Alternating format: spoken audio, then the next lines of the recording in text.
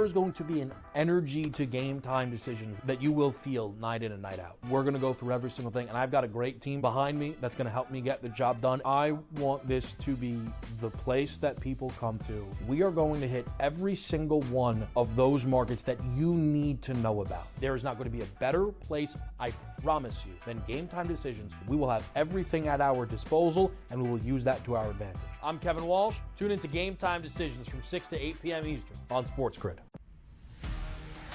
You know what? What can one of these quarterbacks or wide receivers do for me this year to make a wager? It's got to be the running conditions there for Jaden Daniels. In regards to Jaden Daniels, you know I was on him in regards to the Heisman Trophy. I actually think he's going to do it on the ground, through the air. 40 touchdowns, 4 interceptions, playing in Cliff Kingsbury's offense where he wants to spread it and throw it. I think he's going to put up dynamic numbers. Pro Football Today, only on SportsGrid. The only streaming sports betting network. Tips, info, and insights to up your IQ. It's smarter to be on SportsGrid. New to the Live Golf Plus app. Watch Live Golf any way you want it. Follow any group. Replay any shot. Anytime, anywhere. Any questions? Watch Live Golf live and on demand. He had 4 grabs in the first half for just over 30 yards, was injured, came back in briefly, and then had to be carted off. We were pessimistic on Puka Nakua's injury to that same right knee, of that being a nothing, just a bursa, and that's it, as per Sean McVay. We felt there could be a small PCL component. The Early Line, only on SportsGrid.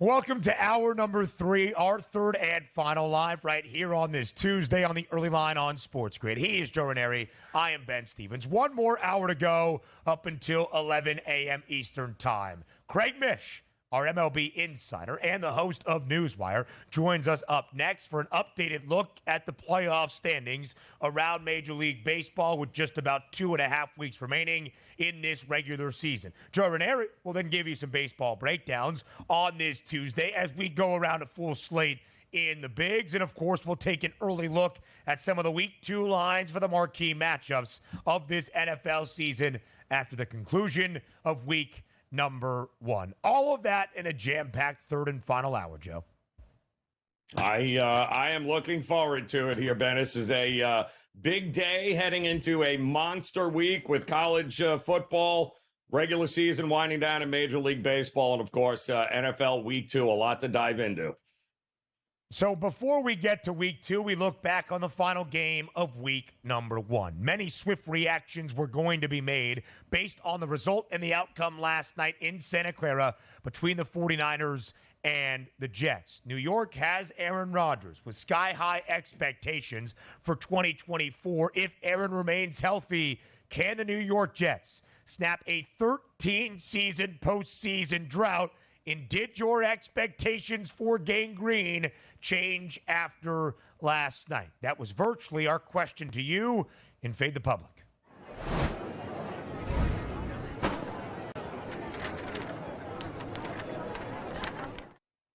Will the New York Jets make the playoffs in 2024? They are heavily favored to do so, even after the loss last night in Santa Clara. The 49ers win 32-19.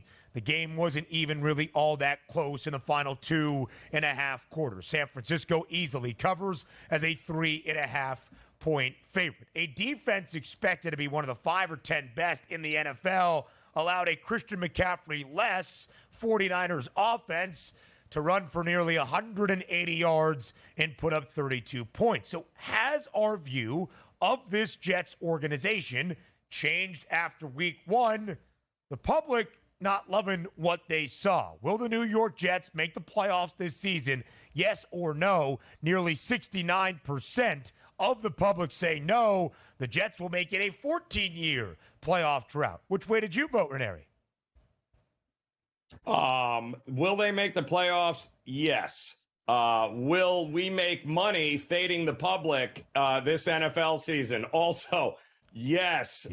Because you got to love the public overreaction on a week-to-week basis. Recency bias is real. It's also a great way to be able to make a few bucks throughout the season looking at what the public overreacts to. Yeah, so again, I didn't see anything last night that was overly concerning. The defense, much more so than the rust that Aaron Rodgers had at the age of 40, coming off a torn Achilles, playing in his first full football game since the end of the 2022 season, early in January, back in Lambeau Field of 2023. Then the Jets are going to be fine. They were a 3.5-point road underdog to open up their season in the home stadium of a Super Bowl favorite, the San Francisco 49ers. That even without Christian McCaffrey, I laid the 3.5 with the 49ers, would have laid 4.5. Okay, well, we got there, but yes, and as a matter of fact, it did start creeping up just before the kickoff too, to right around that 4.5 number there. But what Ben's point is well taken here, that the schedule is still the fourth easiest in the National Football League this season. A lot of primetime games, but if you just look at the next two games that the New York Jets are going to be taking on, Tennessee, who anybody want to compare Will Levis to Aaron Rodgers, even a rusty Aaron Rodgers? I would not venture to say that this is going to be a big problem here for the New York Jets. This is all going to be about adjustments week to week with a team like the Jets, trying to get Aaron Rodgers and shake the rust off. I do think it wasn't pretty with the defense of the New York Jets last night. Maybe that was the most surprising thing, but they still have Hassan Reddick on the sidelines that if the front office can figure out how to pay him and they can come to some sort of agreement, I do think the outlook is still pretty good on the defensive side. The bottom line is they saw last night what it is that they want to be. And I think it was a great litmus test and a great awakening for the New York Jets. And that was all the quotes that I was getting out of the locker room last night, was all about the fact that that's where we want to be. That's where we want to go. They kicked our butts here. Well, that's great. Well, now you got Tennessee coming up, and now you've got New England coming up after that. So two very winnable games for the New York Jets here to round out the month of September. I fully anticipate that they'll be 2-1 by the time we have this conversation again. And kudos to New England for going on the road and beating the Cincinnati Bengals there. That was a great win for them. But to expect that to continue, I think would be a little foolish. And I also think what you saw from Tennessee, who did a great job early in that game, I think Tennessee is also, with Will Levis under center, going to have a lot more of those kinds of growing pains. But ultimately, with the New York Jets, the schedule, Ben, still the fourth easiest in the NFL. Do not make too much of what we just saw there last night. And it only gets easier after last night. The AFC East is going to be difficult. Both Miami and Buffalo are going to be double-digit win teams more than likely, and factor into the divisional chase and the wild card race for sure. The Jets entered the year actually with some odds momentum as the favorites to win the divisional crown. They have moved back ever so slightly, plus 190. The Finns and the Bills, co-favorites, currently 10 cents in front of New York at plus 180. The point I was making, Joe, before I was rudely interrupted by another technical blip here on the SportsGrid network, is the idea of what I said entering the game. I will be curious to see, if at all, how many more times the Jets are booked as an underdog this season. 3.5, 4.5 point underdog last night on the road against a Super Bowl frontrunner in San Francisco. Neutral field, you give about 2.5 points perhaps to that home field advantage. We're talking about a 2.5 point of difference between the New York Jets and a team that has been to 3 straight NFC title games and played in last year's Super Bowl and is expected to be a Super Bowl favorite once again. So are the Jets going to be an underdog nearly as many times as they were a season ago? 14 of them, in fact? No. Maybe 5 times? 4 times? We see that reflected in New York's price, a 4.5-point favorite, Ranieri, in Nashville on Sunday, week number 2. In fact, if I was betting that game right now, just in terms of the spread, not much of a handicap, just based on my overall evaluations and expectations for both of these teams this year, I think Tennessee stinks. I think Will Levis doesn't have it at the quarterback position in the National Football League. I'd lay the wood right now with New York covering as a 4.5-point favorite in Nashville. Yeah, and again, it's all about being able to make adjustments in the NFL, right? And you've got to believe that Aaron Rodgers will be better, so they have the better quarterback. Defensively, they will make adjustments, and they still have the possibility of Hassan Reddick joining them at any time. So I think the ceiling much higher for the New York Jets than it will be over their next couple of opponents that they have to play.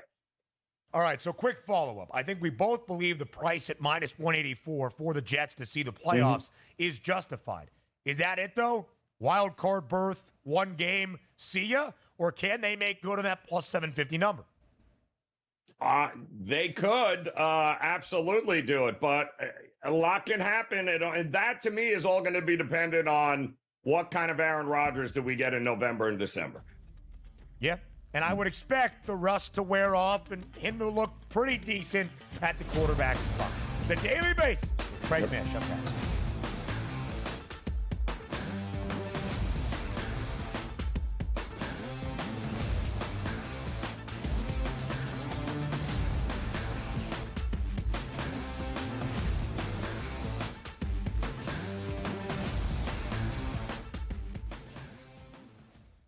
Anyone that's been to a sporting event, the atmosphere before a game, I think Game Time Decisions has that same exact atmosphere. This is our arena. This is what we do. There is going to be an energy to Game Time Decisions that you will feel night in and night out. The excitement you get when you lock your bets in, when you're figuring out what you want to do, we can zone in on the biggest games each night. I want this to be the place that people come to before the game starts so they feel as ready as possible to lock in their cards. We are going to hit every single one of those markets that you need to know about. We're going to go through every single thing, and I've got a great team behind me that's going to help me get the job done. There is not going to be a better place, I promise you, than Game Time Decisions to get that new information, react to it, and be able to then bet accordingly. We will have everything at our disposal, and we will use that to our advantage. I'm Kevin Walsh. Tune into Game Time Decisions from 6 to 8 p.m. Eastern on SportsGrid. It's a new era in CFP to start off this year, put on full display. My take on this game is simple. I know some people will be upset about it. Good riddance to the Pac-12. Can you do it in terms of the week to week to week? I don't see a pathway for this team to miss the college football playoffs. We want to make sure you have those best bets in the entirety of our betting cards. That was Lincoln! But he had that program was already going there! Only on SportsGrid. Let's go. Welcome to the Live Golf Team Championship. The golf has been mesmerizing. They are the Live Golf Team Champions. Team golf is back. Oh, yes! Are you ready? Let's go!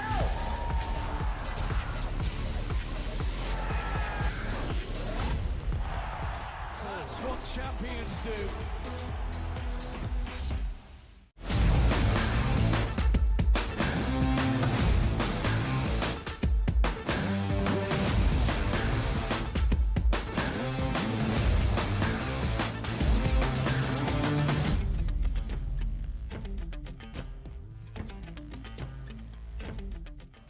Live right here on this Tuesday on the early line, we welcome in now our MLB insider, the host of Newswire, and a college football aficionado, Craig Mish. Live right here on this Tuesday on TEL. Craig, less than 20 games left for all 30 clubs around Major League Baseball. The hunt for October is firmly on. Every day has an impact on the playoff race. We're glad for your insight on this Tuesday.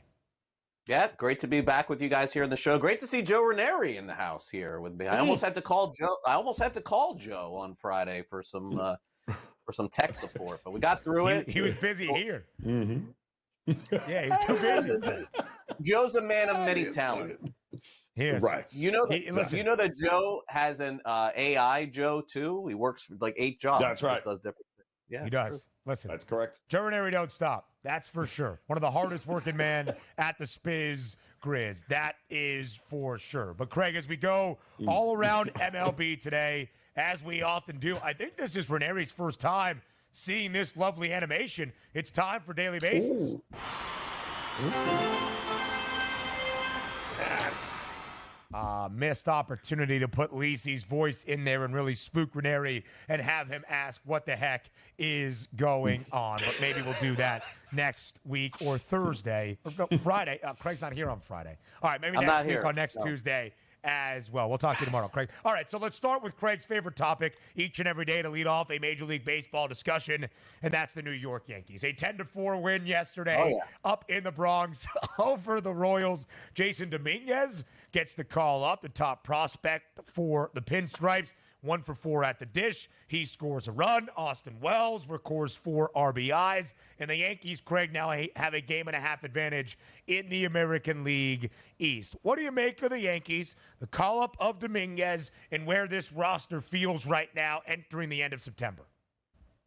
I know we're not going to remember this next year, but this is a friendly reminder. When the Yankees lose 3 games in a row in May, June, or July, the sky is not falling. They may end up having the best record. I mean, really, the overreaction that I see every day for the Yankees. There's no team like this in baseball. But, last night, great win for them. I thought they did a good job getting through the first 5 innings, did Kansas City, but their bullpen really gave it up, and Tyler Wells has been really good. I mean, how many catchers are batting 4th or 5th in any lineup in baseball? Wells has done a really nice job for them. So, the Yankees are headed toward the playoffs. The Orioles have fallen back a little bit, and so barring a disaster from New York, and really where would that come from? Maybe only their bullpen in the 9th inning. Beyond that, the Yankees look like they've got a stranglehold for now on the division, and I still think Kansas City's got a great shot to make it too. But great to see 2 teams that could play each other in the postseason this week. I'm guessing, Craig, that it's the Yankees, American League East, to lose here at this point. But how concerned are you with Baltimore? Really just even heading into the playoffs at this point, because they do finish, I think, second to last series against one another here. But by that point, it could be over, no? Yeah, it's funny, Joe, when Donnie's on the show along with Ben, we talked about this at the trade deadline, Ben, right? Like the Orioles are never going to push their chips all the way in ever at the trade deadline. This is just not the way they're going to operate. They're very happy winning 88 to 93 games, somewhere along those lines, and sort of recognizing that the postseason is a tournament. A lot of Orioles fans aren't happy with that. They probably wish they should have done a bit more. But this is just the way they're going to do business. They're going to develop prospects. They're going to get them to the next level, call them up, have them for 5-6 years. And then inevitably, some of them they keep, some of them they let go. So, Santander's been carrying them. I believe he hit his 40th home run last night, if I'm not mistaken. He'll be a free agent at the end of the season, too. But the Orioles have enough prospects in the minors that they'll call up there. But I just don't see them ever making mega trades to sort of put themselves over the top. If you think about it, guys, even the trade that they acquired Corbin Burns, and Joey Ortiz has done a great job for Milwaukee, that was not really a blockbuster trade when you consider the fact that Burns is a free agent at the end of the year, too.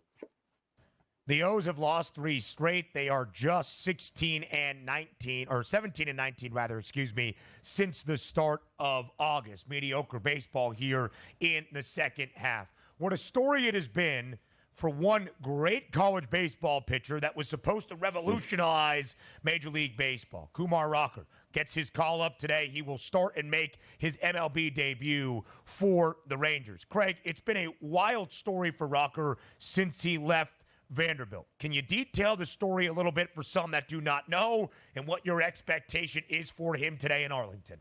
Yeah, I mean it's pretty simple. When you get drafted, you don't have to sign with the team that you get drafted with in baseball. Simply put, Rocker, was drafted by the Mets. The Mets felt like he was injured after they signed him, and no one really knows specifically if the Mets went back on the deal or Rocker's camp wasn't happy with the deal. But essentially, he left, he came back, then the Rangers ended up taking him, and now they're hoping that Rocker and Jack Leiter are fronting that rotation for many years to come. Ben, it remains to be seen. It's very hard to tell at this point.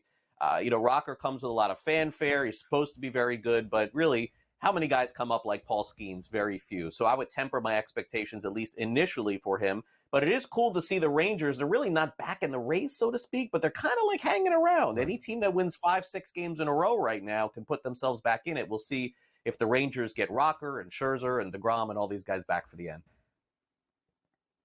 Does that mean you're not buying the Mariners today against the the Padres? I don't know. I can't trust the Mariners, Craig. Can you? Look, you can't bet the Padres today because you don't know what Yu Darvish is going to be. He did not look right at all in his last start. So either it's a pass or, you have to sort of figure it out. I don't know. This is one of those games where I'm a little nervous about, so probably a pass for me.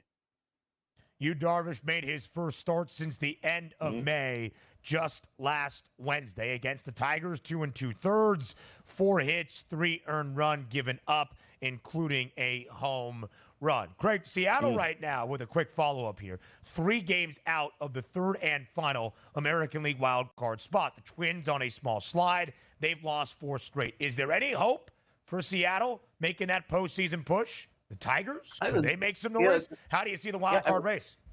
Yeah, Twins had a team meeting last night to sort of get them back in the right direction. But look, this time last year, guys, the Cubs had like an 85% chance to make the postseason, and they didn't make it. So hold on to your hats. Still 3 weeks to go.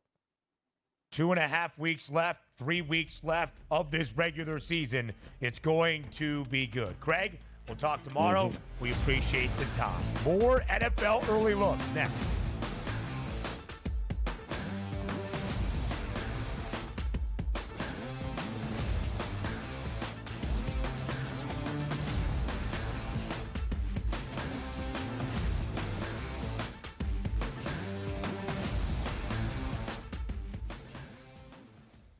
Anyone that's been to a sporting event, the atmosphere before a game, I think Game Time Decisions has that same exact atmosphere. This is our arena. This is what we do. There is going to be an energy to Game Time Decisions that you will feel night in and night out. The excitement you get when you lock your bets in, when you're figuring out what you want to do, we can zone in on the biggest games each night. I want this to be the place that people come to before the games start so they feel as ready as possible to lock in their cards. We are going to hit every single one of those markets that you need to know about. We're going to go through every single thing, and I've got a great team behind me that's going to help me get the job done. There is not going to be a better place, I promise you, than Game Time Decisions to get that new information, react to it, and be able to then bet accordingly. We will have everything at our disposal, and we will use that to our advantage. I'm Kevin Walsh. Tune into Game Time Decisions from 6 to 8 p.m. Eastern on SportsGrid. It's a new era in CFB to start off this year, put on full display. My take on this game is simple. I know some people will be upset about it. Good riddance to the Pac-12. Can you do it in terms of a week to week to week? I don't see a pathway for this team to miss the college football playoffs. We want to make sure you have those best bets in the entirety of our betting cards. That was thinking! But he had that program was already going there! Only on SportsGrid. Let's go. Welcome to the Live Golf Team Championship. The golf has been mesmerizing. They are the Live Golf Team Champions. Team golf is back. Oh, yes! Are you ready? Let's go!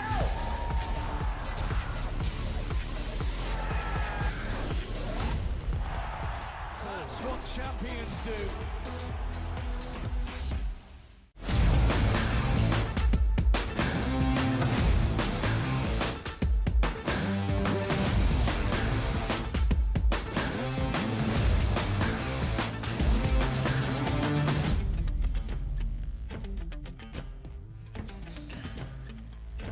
What's one of the best things about football this time of year? You really only go 2 days without it. Monday night comes to a close to end out week number 1 in Santa Clara between the Niners and the Jets. Thursday night football to kick off week 2 just over 48 hours away in Joe's neck of the woods. Down in Miami It's a divisional duel between the Dolphins and the Bills. Both teams storming back from an early 2-touchdown deficit. Miami trailed Jacksonville 14-zip in the opening half, down by 10 at the break. Buffalo down 17-3 to Arizona early in the opening half on Sunday in Western New York. Both come back to win. Neither team covers by the hook. In Miami, as of this moment, Ranieri, a slight favorite at home in South Beach. 1.5 on the spread, minus 120 on the money line. We'll get to the offense expected in that total in just a second. But just 1.5 in terms of the spread, 22 cents of distinction in the money line. What do you make of the numbers early on here on this Tuesday morning? Listen, if history is any indication of what we're going to get here, Ben, don't forget Buffalo beat Miami not once but twice last year, including in a crazy Sunday night game where it was like 100 degrees and guys were cramping up and passing out on the sideline early last year against Buffalo. But Buffalo was still able to come back and get the job done there. 400 yards of offense, over 300 yards of offense in the air for Miami, and I didn't think Tua looked good at all. I think he looked very discombobulated, but a couple of big plays, namely an 80-yard touchdown pass to Tyreek Hill, kind of saved them. They had no business winning that game at all, Ben. If ETN doesn't get the ball punched out on the goal line there, we're having a different conversation. But keep an eye on the hand of Josh Allen. There was some concerns there heading into this game, but didn't it feel like it was the Josh Allen show again? It kind of feels like that's the way it's going to have to be for the Buffalo Bills for the foreseeable future until they can steady the ship a little bit offensively. It's Josh Allen or pass for me here. If it ain't broke, don't fix it. They own Miami.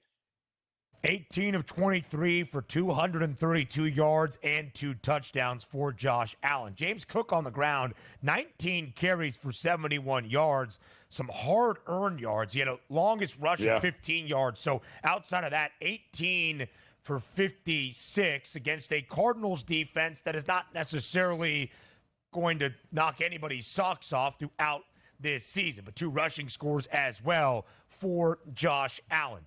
From the trend perspective, virtual pick 'em probably by the time we get to Thursday. If you want to bring in against the numbers and against the spread for 1.5 number, feel free to do so. But we know what the story has been, Joe, for Miami under Mike McDaniel. Win the games you're supposed to and really disappoint in the games you are not favored. But as a favorite, since McDaniel took over in 2022, Miami is now 18-4 straight up. And it's a virtual pick'em. Buffalo has only been a dog 3 times in the last 3 years. They're 1-2 straight up. That's it. They've been an underdog 3 times, and they're 1-2 straight up. Buffalo, even last year, slow to start, 6-6. Following their bye, they rattled off 5 consecutive wins, including in the regular season finale against the Dolphins to claim the AFC East for a 4th straight season. But they were booked as a favorite 16 times a season ago. So they're not used to even being a slight money line dog. 48.5 for Neri is that total. It was 50.5 just yesterday. Still think we see some points, albeit on a short week. It's short week. We tend to look at these games as under opportunities anyway, Ben. Also, keep an eye on the weather. It's supposed to be pretty rough heading in towards the weekend. Keep that in mind for college football games as well. You're right. Short week, though. Less prep, but it is a division rivalry. These two teams know each other pretty well. 21-14 was that first game last year, and then Buffalo trounced them in Buffalo. So the problem with Miami, Ben, and backing them is that they never beat playoff teams, ever. Into his tenure, and that's the problem. Is Buffalo a playoff team? As long as Josh Allen's under center, they're a playoff team. It's a tough spot for Miami. Yeah, I think it is really when you look at it right now. The offense needs to groove for Buffalo. There is no doubt. Tua ended up throwing for more than 300. Jalen Waddle and Tyreek Hill both going over the century mark. And, of course, Tyreek did catch a touchdown early in the second half to spark the comeback for Miami, who blanked the Jags, but still it wasn't a picture-perfect day to start the season. More early leans on the early line up next.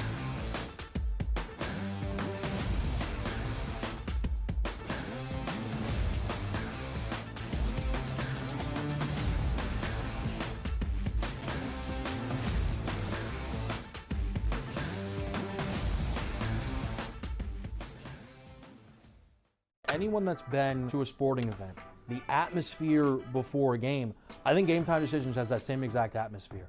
This is our arena. This is what we do. There is going to be an energy to Game Time Decisions that you will feel night in and night out. The excitement you get when you lock your bets in, when you're figuring out what you want to do, we can zone in on the biggest games each night. I want this to be the place that people come to before the games start so they feel as ready as possible to lock in their cards. We are going to hit every single one of those markets that you need to know about. We're going to go through every single thing, and I've got a great team behind me that's going to help me get the job done. There is not going to be a better place, I promise you, than Game Time Decisions to get that new information, react to it, and be able to then bet accordingly. We will have everything at our disposal, and we will use that to our advantage. I'm Kevin Walsh. Tune into Game Time Decisions from 6 to 8 p.m. Eastern on SportsGrid.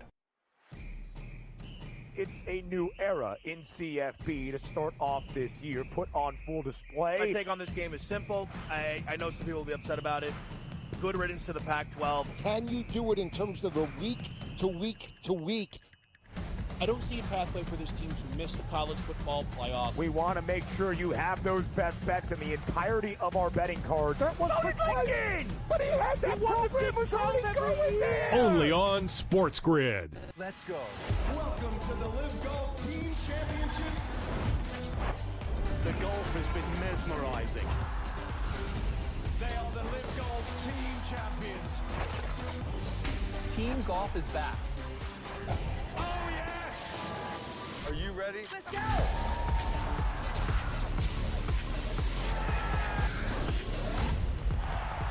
That's what champions do.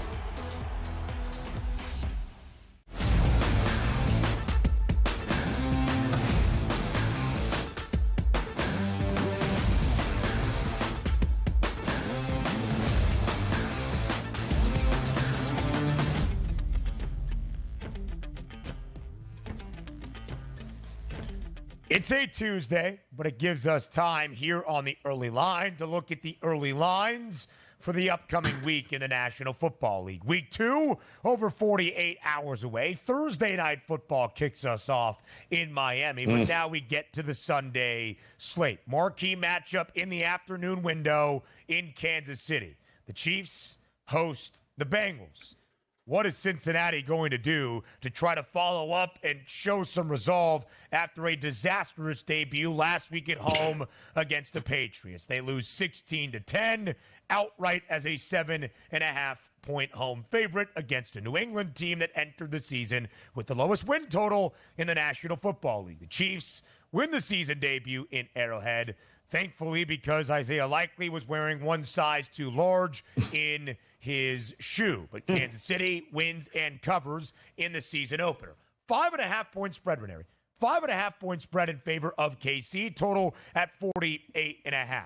A 5.5-point number, does it seem too large and a slight overreaction based on week 1, or is it fair for this matchup between two teams we expect, at least we did, to contend for the AFC crown this year?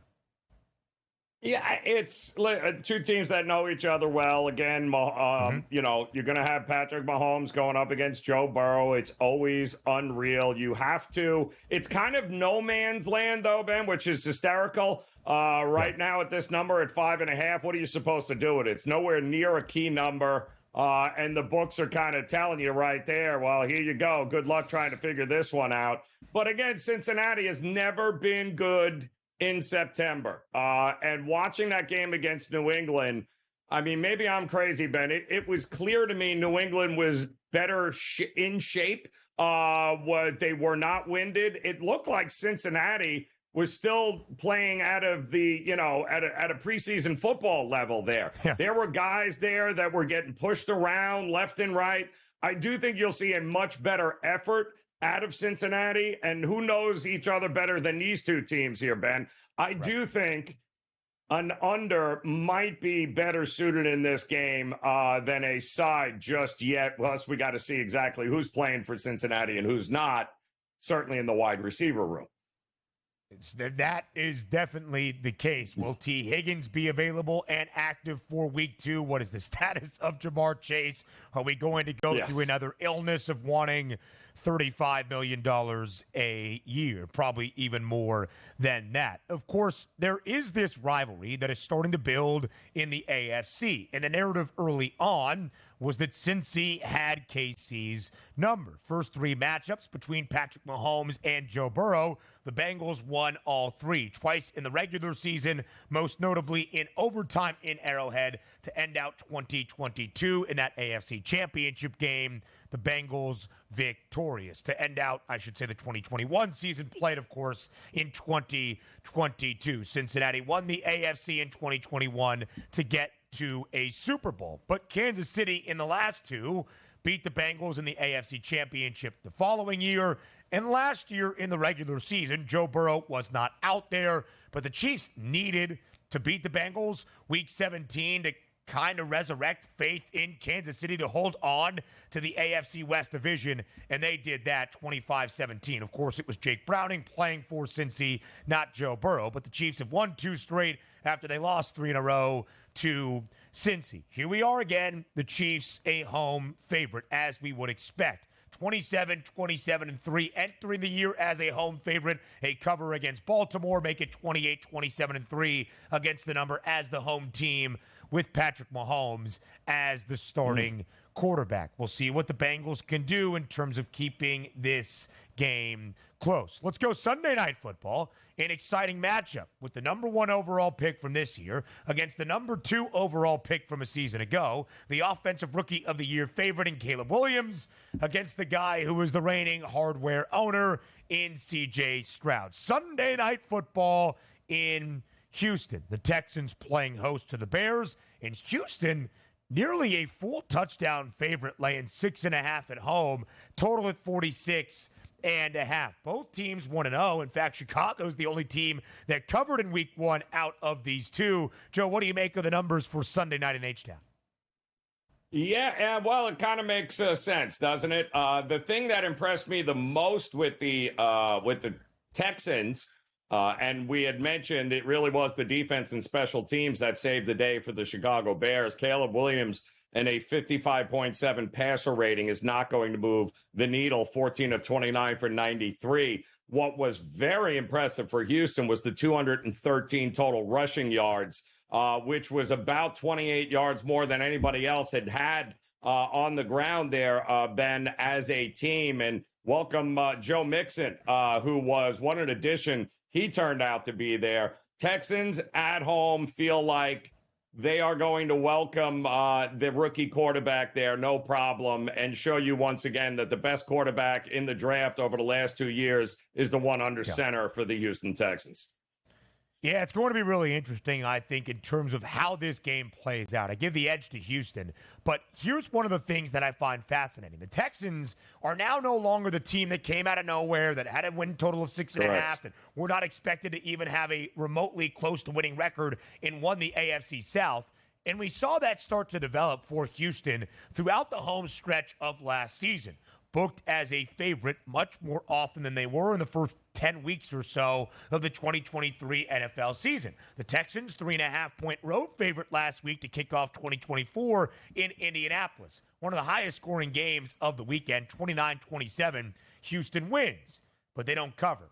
With C.J. Stroud as the quarterback, Joe, the Texans are just 3-6 against the spread as a favorite. I think Chicago keeps this game closer. I think Houston wins outright. I'm not even sure it's decided by just a field goal, and it is under that key number of 7. But I could see a 24-20 type of game, and of course a lot of focus will be on Caleb Williams having to perform so much better than he did on Sunday at Soldier Field.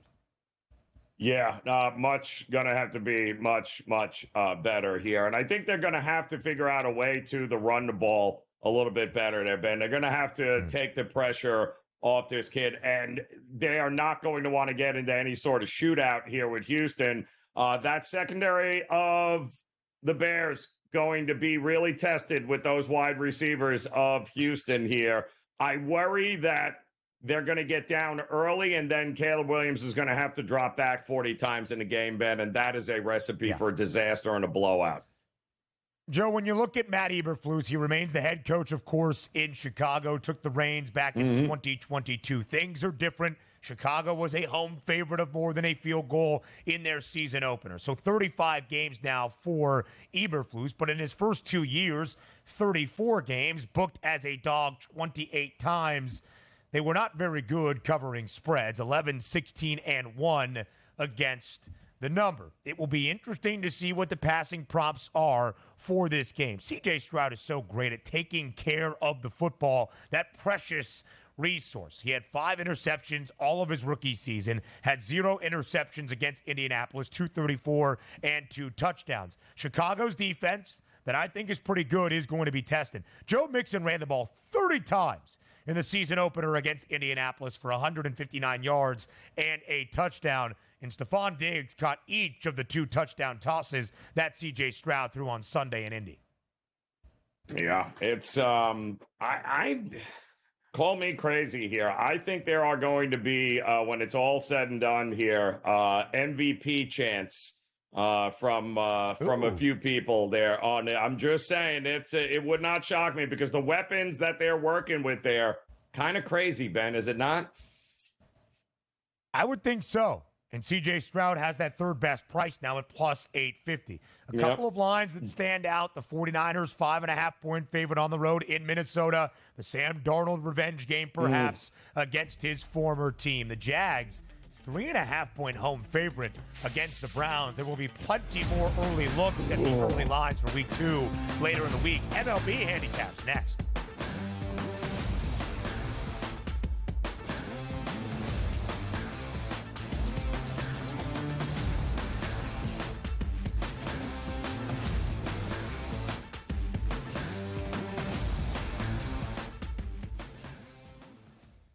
Anyone that's been to a sporting event, the atmosphere before a game, I think Game Time Decisions has that same exact atmosphere.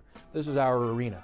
This is what we do. There is going to be an energy to Game Time Decisions that you will feel night in and night out. The excitement you get when you lock your bets in, when you're figuring out what you want to do, we can zone in on the biggest games each night. I want this to be the place that people come to before the games start, so they feel as ready as possible to lock in their cards. We are going to hit every single one of those markets that you need to know about. We're going to go through every single thing, and I've got a great team behind me that's going to help me get the job done. There is not going to be a better place, I promise you, than Game Time Decisions to get that new information, react to it, and be able to then bet accordingly. We will have everything at our disposal, and we will use that to our advantage. I'm Kevin Walsh. Tune into Game Time Decisions from 6 to 8 p.m. Eastern on SportsGrid. It's a new era in CFB to start off this year, put on full display. My take on this game is simple. I know some people will be upset about it. Good riddance to the Pac-12. Can you do it in terms of the week to week to week? I don't see a pathway for this team to miss the college football playoff. We want to make sure you have those best bets in the entirety of our betting cards. That was thinking! But he had that program was already going there! Only on SportsGrid. Let's go. Welcome to the Live Golf Team Championship. The golf has been mesmerizing. They are the Live Golf Team champions. Team golf is back. Oh, yes! Are you ready? Let's go!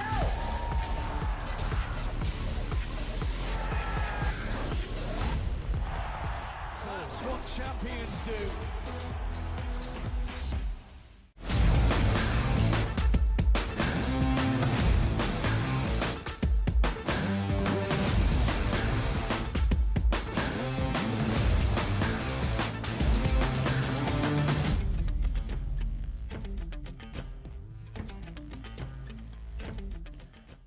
Time for some MLB breakdowns as we get you ready for a full Tuesday slate around the sport. a game, Joe, that we talked about with Craig Mish. Kumar Rocker makes his long-awaited. Hold on a second. We got a doubleheader? Thursday? Yep. It was Thursday? I swear the update that I saw said Tuesday. Hold on a second. Joe, I might need you to take this here. Thursday? Oh, no. Oh, it's Thursday. That's my mistake. Listen, hand up. We all make some mistakes. I apologize for the incorrect information. So Kumar Rocker is going to start Thursday in a series against the Diamondbacks, starting tonight in Arizona. That is my mistake. Once again, Nathan Eovaldi taking on Zach Gallen and the D-backs. You heard Craig Mish say it. The Rangers, the reigning World Series champs, more than likely, unless they get really hot in their final 17, 18 games of this season, not going to see the playoffs once again, but they're going to be a pesky foe for teams looking to improve their playoff positioning. That is the Diamondbacks. The D-backs have lost 7 of their last 11, but greater than $1.50 favorite today, Joe, at home in downtown Phoenix. Total 7.5 for Eovaldi and Gallen. How do you line this game up tonight in the desert?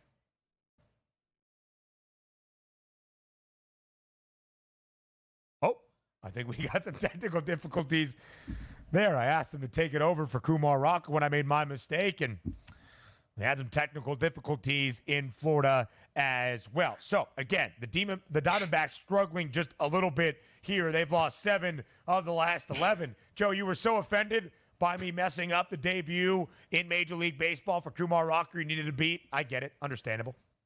Well, the problem was I bet him, and he's not even pitching tonight. That's the problem. So now I'm trying to get rid of that bet here, Ben. We're on. Gotcha. Just get it done. But no, I would only look at the Arizona side in this one here. Gallen at home, obviously issues when he's on the road. And Eovaldi starting to see a few more barrels than he did early on in the season here. I do think Arizona at home, definitely the team that I would look here, because that's a pretty decent price with your ace on the mound. When they had lost their last 2 games for the Rangers against the Guardians just about a week and a half ago, they were 11 games below 500, 60 and 71. Almost inconceivable for a reigning World Series champ. They've won 10 of their last 13 from that point in 5 of their last 6. The Rangers playing better baseball at this moment, won 3 of 4 against the Angels over the weekend. Again, Arizona still a lead over the Mets. 1 game in front of New York for that second of 3 National League wild card spots. But it is getting a little bit tighter where we just gave it to San Diego and Arizona and said we'll figure out that third and final National League wild card spot. The Rangers still 6 games out of wild card contention and 7.5 behind the Astros atop the American League West. Do the Mariners have some life? They're 3 games back of the wild card chase. They're 4.5 back of the Astros, probably a wild card, more likely at this moment. Seattle at home tonight. Total is 7 as they host San Diego. We heard about you, Darvish, with Craig Mish. Made his return since late May last week. Only won 2 2/3 and gave up 3 earned runs. He makes his second start here now in September up in Seattle. What do you like? They've won, 4 of their last 5, Seattle. I think they've even managed somehow to score in double digits in a couple of those wins there, especially against the Cardinals there on Sunday here. But Edgar Martinez is their new hitting coach, and all of the reports and all the quotes coming out of the locker room, Ben, is they love him. And they're starting to produce. So whatever changes he's making seems to be working with this lineup, including Julio Rodriguez, who absolutely loves him. The big question is it too little, too late? This is a 7 total. We got 7, and Seattle is notoriously an under team at home here. I'm with Craig. I don't know what to expect from Darvish, but I do know what to expect from Kirby in Seattle, and this just feels like it's going to be an under game when it's all said and done. Maybe Yu Darvish knocked off the rust and he's feeling better entering this second start in September. You are correct, Joe. 4 of the last 5 victories for Seattle in all 4 wins, at least 6 runs. Double digits twice, 16 against Oakland last week, 10 in the finale in St. Louis on Sunday under the arch. The Mets are the hottest team in baseball. New York has won 10 of its last 11. And because of that, the Amazons now have a game advantage over Atlanta for the 3rd and final National League wildcard spot. Will the winning ways continue for a second straight day in Toronto? The Mets are booked as a -130 road money line favorite. Yeah, and they're doing it ugly, right? And it's not pretty the way the Mets are winning, but they're scraping out, they're a scrappy team. They're getting runs. They're playing small ball. They are doing the kinds of things that you need to do in order to be able to make a playoff push here. And to me, if it ain't broke, I ain't fixing it here, although the pitching matchup is not great. Didn't the Mets used to have one Chris Bassett on their team? Didn't they had? This is going to be an interesting one here tonight. Feels like an over to me as well. Total is 8 up in the 6. To your point of scratching runs across, it was Tyrone Taylor and Eddie Alvarez who scored the 2-game tying and then go-ahead runs for New York last night in the 8th in Toronto. Tyrone Taylor scored on a wild pitch and Eddie Alvarez on a passed ball. Unreal. So we go from the Mets, who now have that game lead over Atlanta. The Braves played Cincy yesterday. It was a makeup from the end of July. They were blank. They only got 2 hits. Will there be more offense tonight in the nation's capital against the Nationals? Mackenzie Gore, Reynaldo Lopez. Total is 8. What's the play here, Joe? Oh, the play is absolutely give me the home dog here in Washington plus a run and a half. I will take the run and a half here. No way do I trust Atlanta's bats here. I do like Mackenzie Gore, and I do think they're going to be scrappy, and they are going to have their hands full here, Atlanta, with this Nats team playing spoiler. Again, the Braves trying to bounce back. They have not been bad since the start of September outside of a series loss to Philadelphia, but the Mets have just been that good. They trail by a game, looking for the 3rd and final NL wildcard spot. More baseball breakdowns up next.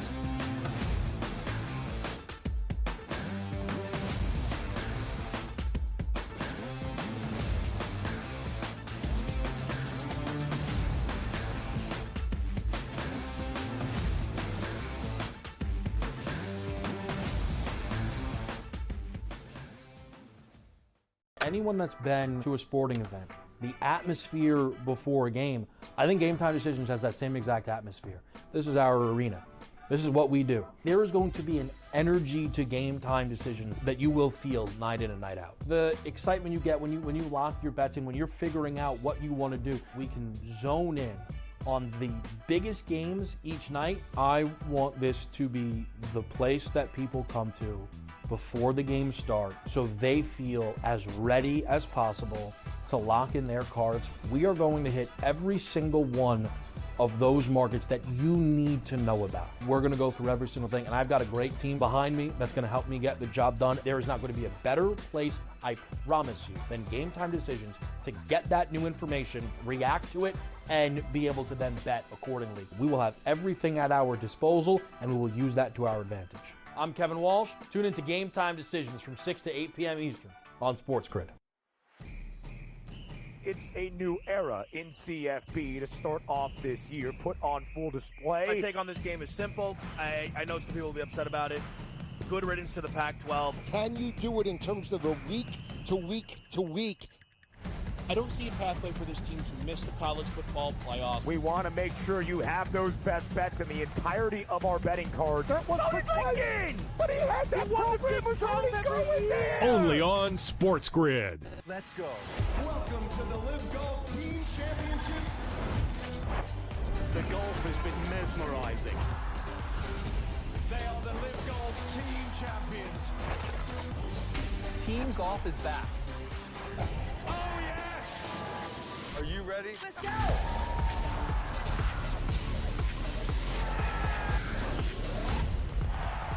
That's what champions do.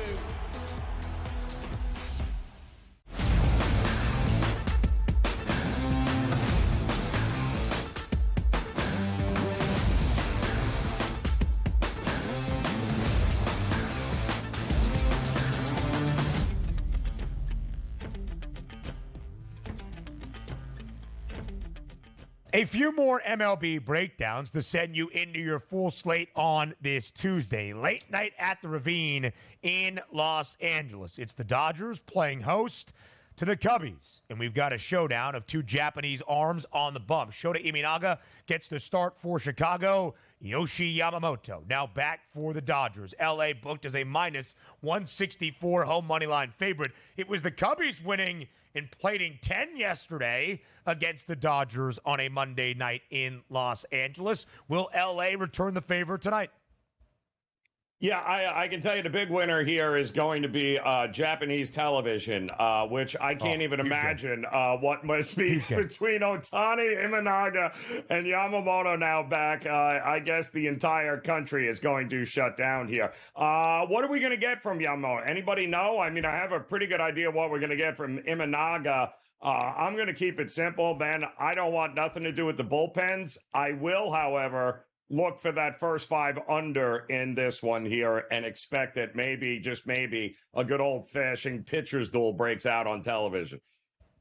And when you look at Shohei Ohtani, of course, another member of what Japanese media will be following tonight, he is in the hunt for doing something historic once again.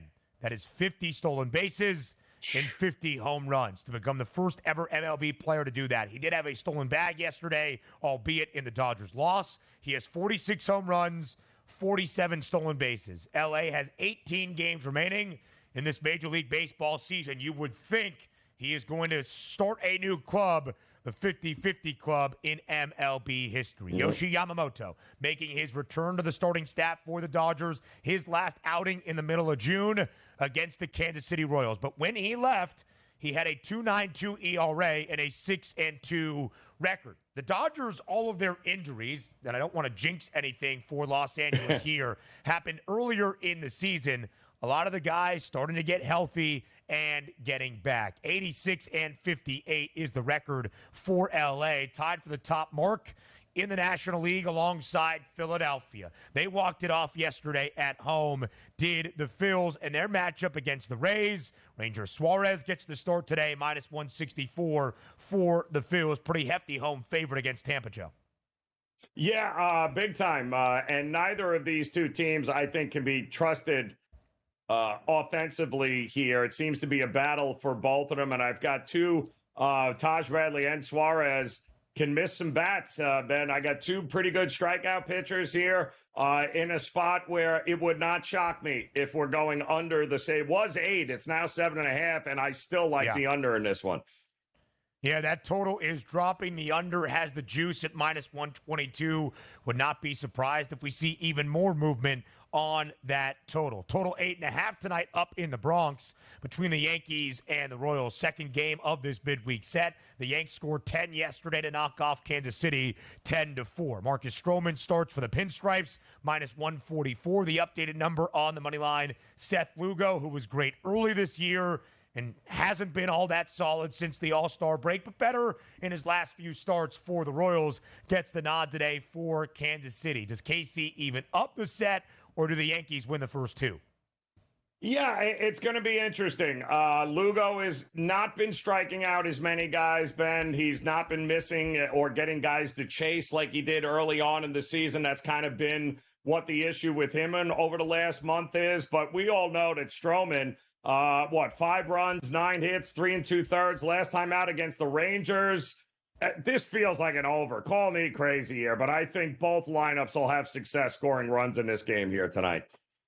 Yeah, it's been really interesting to see what Seth Lugo has done this year. He has earned a ton of decisions, hoping for better today against New York. KC entered this set on a 4-game win streak after losing 7 in a row. They have lost the first one. We'll see if the Yankees can win this game, putting themselves in position to sweep in the midweek set over Kansas City. New York snapped a 3-game series losing skid this weekend with a series victory in Wrigley. Led to callers last week questioning if Aaron Boone was the right guy for the job for New York, despite the fact the Yankees were still in contention for that number 1 overall seed. The Yankees have not swept anybody since the Phils at the end of July. Just one more game to show you. Total 9.5 tonight between the Red Sox and the O's. Boston hammered Baltimore yesterday, 12-3 in the opener of this midweek week set. Joe Ranieri, always a pleasure, my friend. Great to have you here throughout football season on the early line. Joe here Tuesdays